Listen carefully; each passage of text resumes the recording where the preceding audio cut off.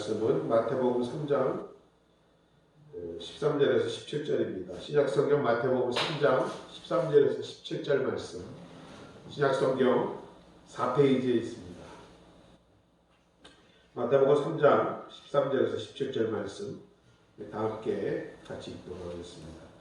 이때에 예수께서 갈릴리로서 요단강에 이르러 요한에게 세례를 받으려 하신대 요한이 말려가라되 내가 당신에게 세례를 받아야 할 터인데 당신이 내게로 오시나이까. 예수께서 대답하여 가라사대 이제 허락하라. 우리가 이와 같이 하여 모든 의를 이루는 것이 합당하니라 하신대 이에 요한이 허락하는지라. 예수께서 세례를 받으시고 곧 물에서 올라오실세 하늘이 열리고 하나님의 성령이 비둘기같이 내려 자기 위에 임하심을 보시더니 하늘로서 소리가 있어 말씀하시되 이는 내 사랑하는 아들이요 내 기뻐하는 자 하시니라. 아멘. 오늘 본문 마태복음 3장 13절로 17절의 말씀은 예수 그리스도께서 세례 요한에게 침례를 받으시는 장면이 기록된 말씀입니다. 기뻐하는 자라는 제목으로 저에게 주신 은혜를 여러분과 함께 나누기를 원합니다.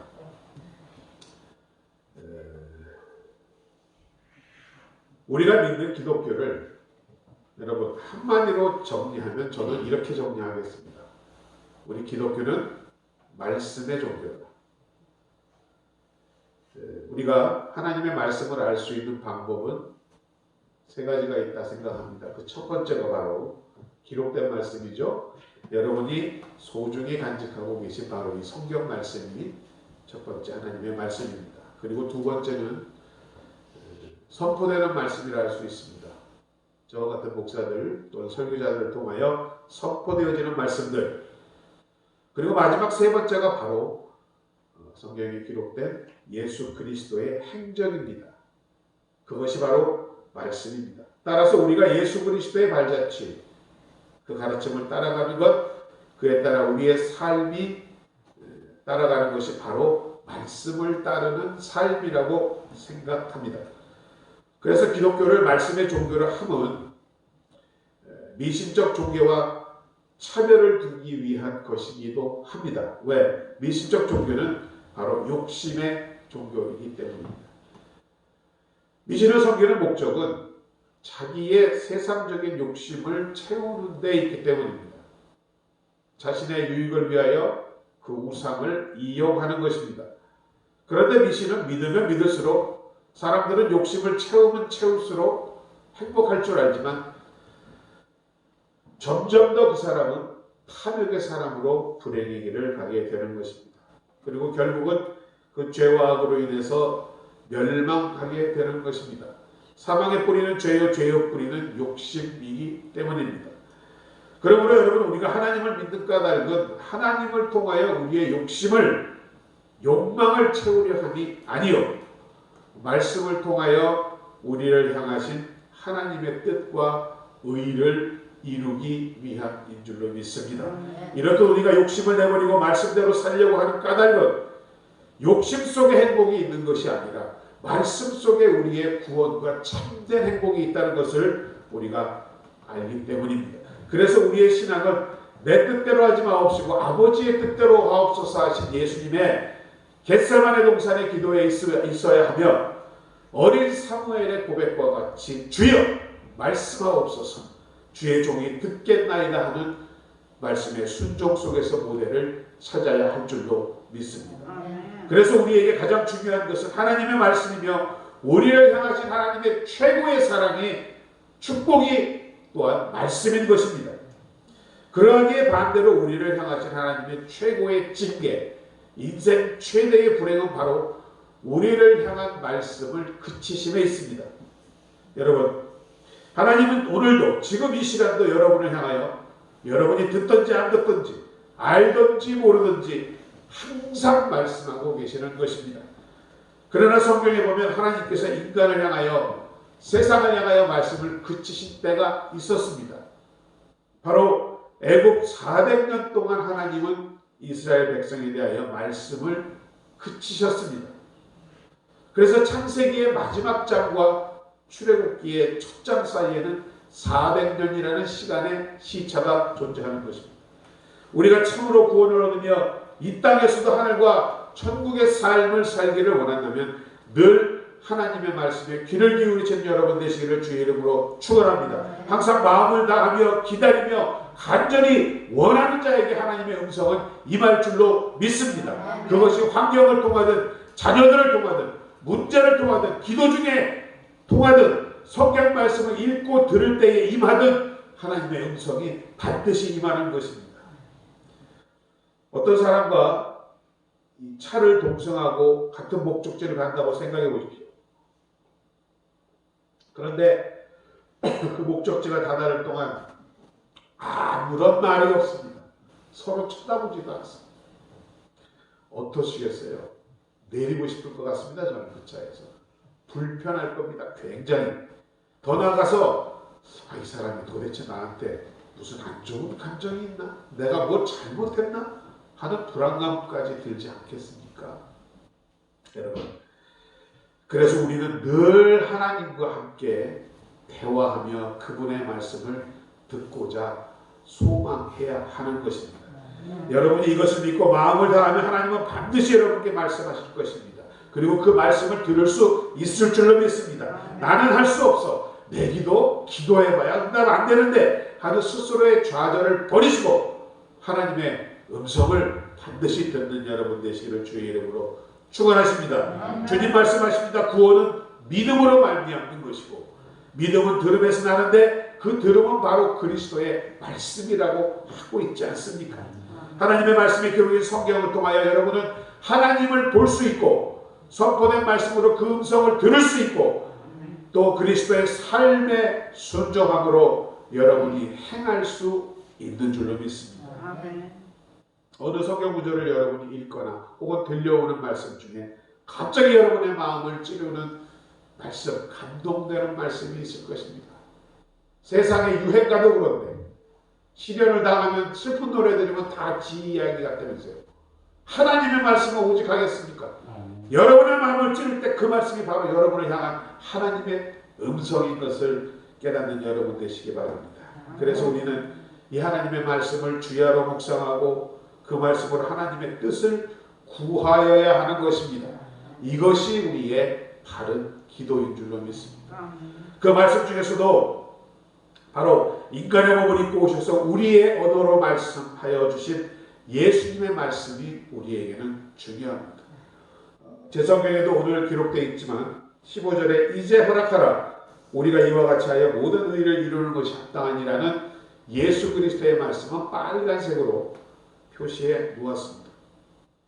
바로 이 오늘 본문 15절의 말씀이 예수 그리스도께서 이 땅에 오셔서 처음으로 하신 말씀인 것을 기억하시는 여러분 되시기를 주의 이름으로 축원합니다. 무슨 말씀이라고요? 이제 허락하라 우리가 이와 같이 하여 모든 의를 이루는 것이 합당하니라. 예수님 갈릴리 사역 당시 시작하시기 전에 침례 요한, 세례 요한에게 나가셨습니다. 요단강에 가셨습니다. 그때 세례 요한은 깜짝 놀라서 자신이 주님께 세례를 받아야 할 터인데 라고 말합니다. 그러자 예수께서 말씀하셨습니다. 허락하라. 이와 같이 하여 모든 의를 이루는 것이 합당한 일이다. 예수께서는 우리와 같은 인간으로 오셨기 때문에 이를 위하여 이 말씀을 하신 것입니다. 우리가 이와 같이 하여 모든 의를 이루는 것이 합당하니라. 요한이 예수님에게 세례를 베푼 것이 하나님의 뜻인 고로 그것을 행하여야 하는 것이 옳다라는 말입니다. 예수님도 인간의 몸으로 오셨기 때문에 죄인이신 우리를 대신하러 오셨기 때문에 세례를 받으심으로 의를 성취하는 걸음을 해야 하셨던 것입니다. 따라서 예수님께서 요한에게 세례 받으심은 사람인 요한에게 복종하심이 아니라 하나님께 순종하심이었던 것입니다. 따라서 세례는 죄와 욕심에 대하여 죽고 하나님과 말씀에 대하여 살겠다는 의미에 하나님 앞에 순종함을 행하는 예수님을 주님께서 친히 보여주신 줄로 믿습니다.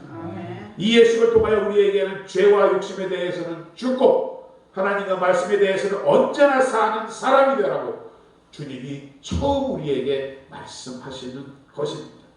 나의 방식과 생각대로 살아 내 뜻과 나의 의를 이루며 살지 말고 하나님의 방법과 뜻대로 행하여 하나님의 의와 뜻을 이루며 살라는 가르침을 세례를 통하여 주님께서는 우리에게 보여주신 것입니다. 유대인들은 우리가 알다시피 하나님의 율법을 매우 중요시 여겼습니다. 그 중에서도 바리새인들은 그 율법대로 살려고 무진애를 썼습니다. 말씀과 율법을 적어 손목에 차기도 하였으며 띠를 띠고 머리에 띠기도 하였고 지방 물선주에 말씀을 적어놓고 들고 날 때마다 하나님 말씀을 읽고 묵상했습니다. 그 말씀에 열심히 순종하기 위하여 규례와 법을 600여 가지나 만들어서 그것을 지키고자 애를 썼습니다. 그러한 것을 보면 그들이 얼마나 말씀과 율법을 중히 여기고 그대로 살고자 했음을 우리는 알 수 있습니다. 그런데 여러분, 그들은 구원을 받지 못했습니다. 그 이유를 로마서 10장 1절로 3절은 말씀합니다. 형제들아, 내 마음에 원하는 바와 하나님께 구하는 바는 바울이 원하고 하나님께 구하는 것이 바로 이스라엘을 위하여 곧 그들로 구원을 받게 함이라 하고 시작을 합니다. 내가 증언하노니 그들이 하나님께 열심히 있으나 올바른 지식을 따른 것이 아니니라. 하나님의 의를 모르고 자기의 의를 세우려고 힘써 하나님의 의에 복종하지 아니하였느니라고 그 이유를 밝히고 있는 것입니다. 올바른 지식을 쫓아 이스라엘 사람들은 계시하신 진리대로 하나님의 의를 받을 줄 모르고 자기 힘으로 의를 얻으려고 행한 것, 그것이 율법주의입니다. 율법주의는 결과적으로 말씀드리면 그리스도의 십자가에 대한 불신앙입니다. 그리스도께서 죽었다 다시 사심으로 우리의 구원을 완성하셨다는 복음에 대한 반항입니다. 누구든지 그를 주로 믿기만 하면 구원을 받는다는 말씀을 인정하지 않는 것입니다. 그래서 여러분, 율법주의가 무서운 것입니다. 바르게 알고 바르게 믿는 것이 여러분, 그래서 너무나 중요한 것입니다. 공부 잘하는 아이들이 왜 성적이 좋은지 아세요?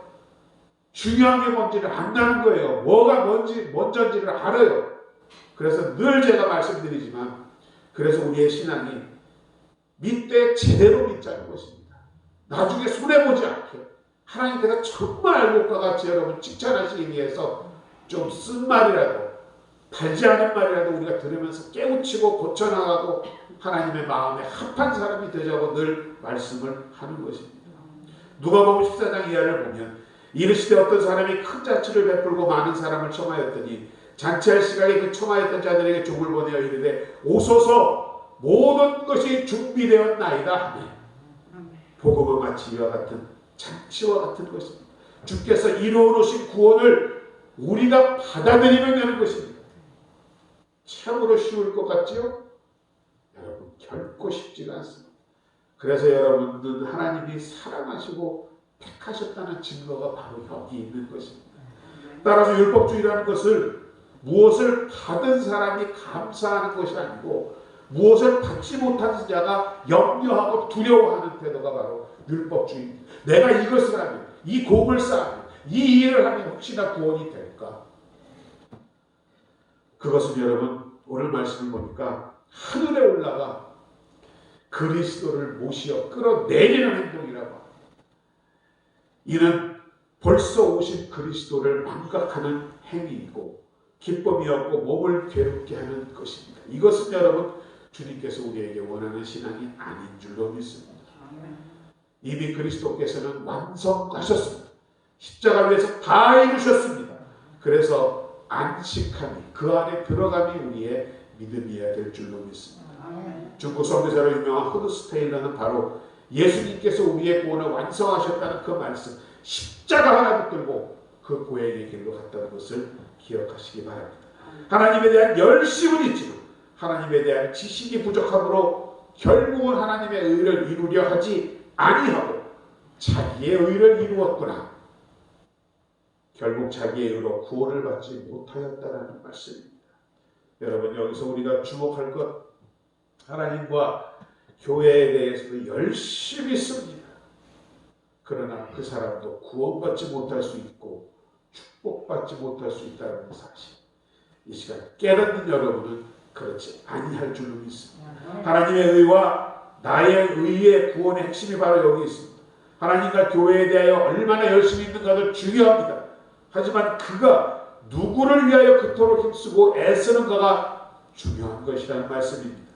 아무리 하나님과 교회에 대하여 열심히 하여도 그 목적이 하나님의 의, 하나님의 뜻, 하나님의 나라를 위함이 아니라 나를 위한 것이라면 그것은 가증한 일이요, 예수 그리스도를 십자가에서 끌어내리는 일이요, 구원을 이루지 못하는 일이라는 말씀입니다. 마태복음 7장을 보면 우리가 참 두려운 말씀 있죠. 21절 이하에 나더러 주여 주여 하는 자마다 다 천국에 들어갈 것이 아니요 다만 하늘에 계신 내 아버지의 뜻대로 행하는 자라야 들어가리라. 그날에 많은 사람이 나더러 이르되 주여 주여 우리가 주의 이름으로 선지자 노릇하며 주의 이름으로 귀신 쫓아내며 주의 이름으로 많은 권능 행하지 않았나이까.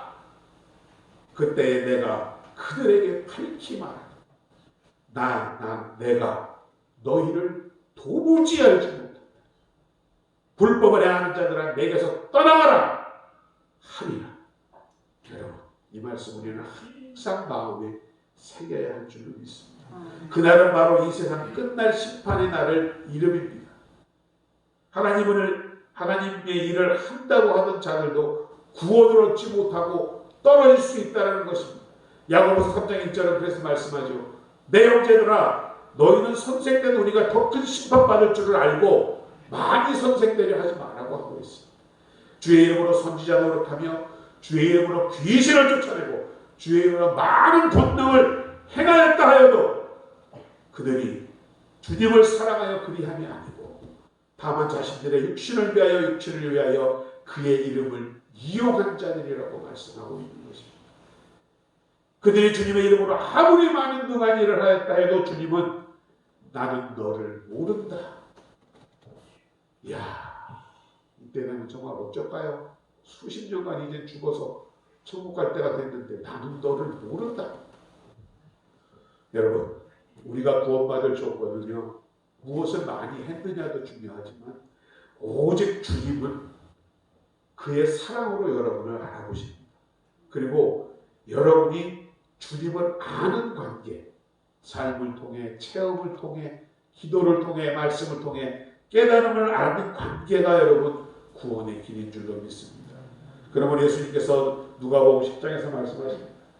귀신들이 너희에게 항복하는 것으로 기뻐하지 말고 너희 이름이 하늘에 기록된 것으로 기뻐하라고 말씀하셨습니다. 주의 이름을 부른 사람뿐만 아니라 주의 이름으로 선지자 노릇을 하고 귀신을 쫓아내고 그런 사람들까지도 구원을 행하지 못하는 불법한 자들이라고 하십니다. 결국 그들은 하나님의 영광과 의를 드러내지 못하고 자기의 영광을 취했기 때문이라고 하나님이 도무지 알지 못하는 자라 하시는 것입니다.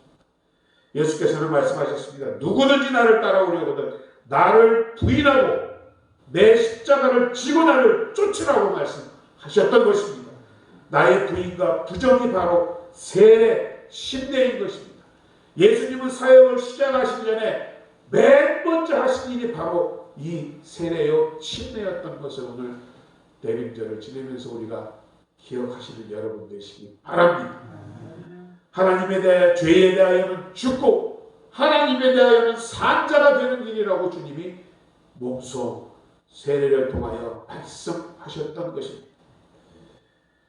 어떤 중요한 편지가 있었습니다.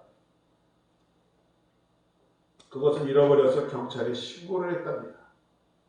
그러자 얼마 지나지 않아 그 편지가 있는 집이 어디에 있다라고 신고가 들어왔습니다. 경찰은 그 집으로 가서 샅샅이 구석구석을 다 뒤지기 시작했습니다. 근데 편지를 못 찾았습니다. 분명히 신고가 들어왔는데.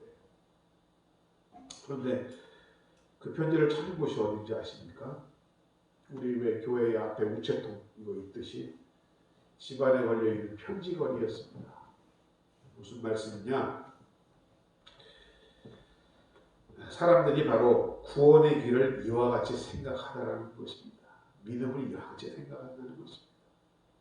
어디서나 볼 수 있고 언제나 먹이 될 수 있고 뭐 너무 쉽다라는 그런 생각을 하고 있습니다. 그런데 정작 그것은 하나님의 은혜로 이루어진다라는 사실, 이 분명한 사실을 그들이 모르기 때문에 여기저기 딴 곳을 다니고 다른 일을 해야만 일을 찾을 수 있다라고 생각하는 것입니다. 믿음 없이 하나님의 은혜를 떠나 우리의 노력과 능력으로 구원을 받은 사람은 한 사람도 없습니다. 너무도 분명한 사람을 사람들이 보지 못하고 있습니다. 구원이나 하나님의 은혜를 이루고자 하는 사람들을 우리를 위한 하나님의 은혜요 선물인 것을 깨닫지 못하고 있다라는 것입니다. 한소경이 매일처럼 이렇게 점자로 기록된 성경책을 이렇게 읽으면서 한 구절씩 이렇게 읽으면서 국어를 하고 다녔답니다. 사도행전을 읽고 있었는데 그만 이렇게 읽고 가다가 읽던 곳을 잃어버렸습니다. 아무리 여기저기를 찾아보아도 어디였는지 기억이 안 납니다. 근데 좀 말을 해야 국어를 하니까 그래서 마지막 읽었던 구절이 생각났답니다.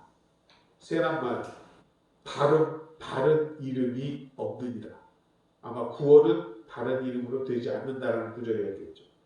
그래서 다른 이름이 없느니라, 다른 이름이 없느니라, 다른 이름이 없느니라 이러면서 국어를 하러 다녔습니다. 사람들이 비웃습니다.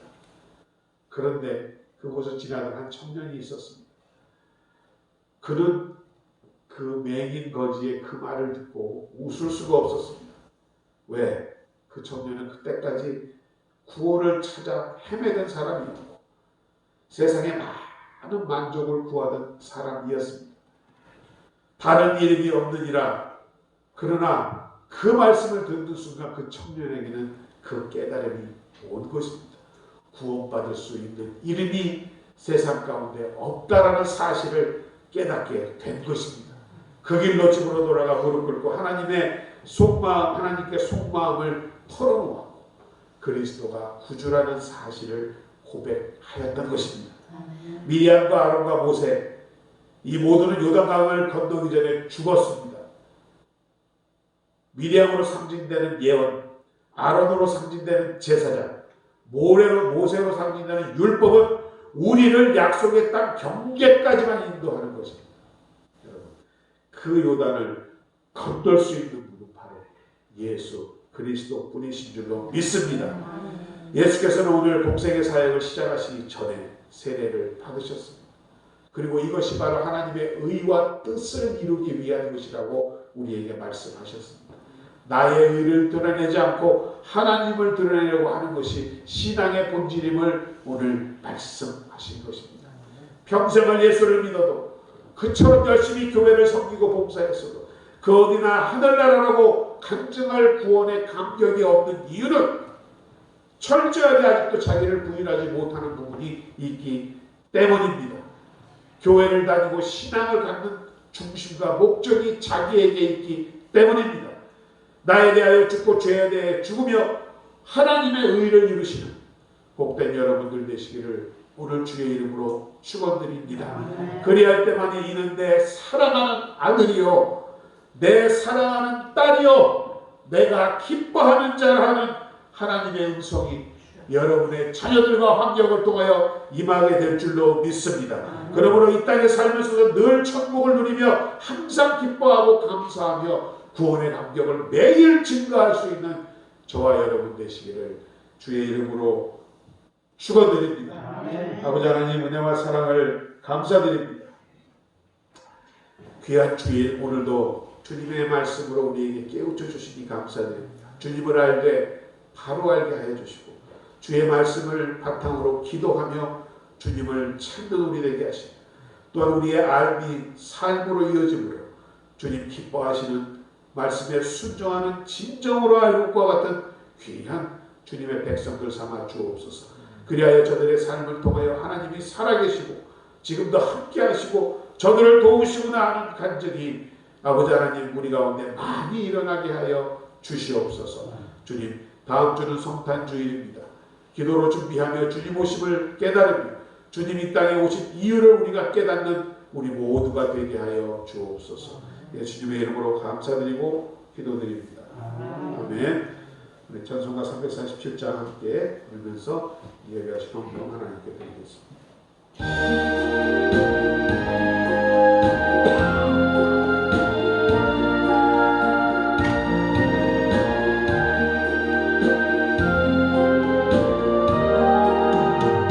겸손히 주를 섬기되 괴로운